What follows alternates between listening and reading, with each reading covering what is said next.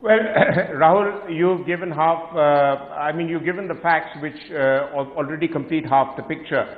There are two or three other observations I want to bring out. One is that in Pakistan of late, there has been an increasing amount of intolerance to the Sufi culture that predominantly still dominates a lot of Muslim sentiment across North India. It used to dominate also in parts of Pakistan, but over the last 2.5 decades, we've seen a great amount of influence and pressure coming in Pakistan at various levels of society, that Sufi elements are seen to be detrimental to the narrative that is now emerging in Pakistan, which is more Wahhabi, Sunni, Saudi Arabia influenced Islam. So therefore, to start with, these people must have been viewed with suspicion. The second aspect is that there is a great deal of uneasiness in Pakistan of certain Sufi sentiments still wanting to bounce back and connect with India, where these people could have been seen as a bridge to be doing so.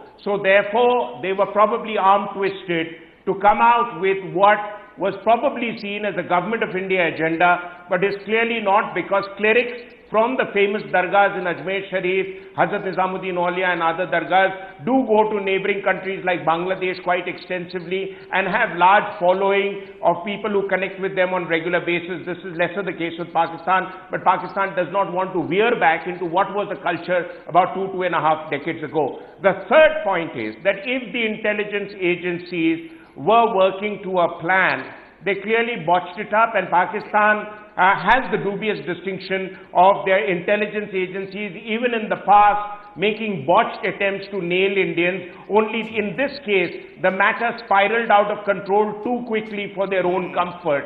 And with the foreign minister coming into play, they obviously had to kind of take a few steps back and send them back. As yet, the few statements made by the Nizam Sahab are clearly indicative that they were interrogated, they were arm-twisted, and they were probably seen suspiciously, which I find very difficult to accept, because they were given a visa by Pakistan after due consideration.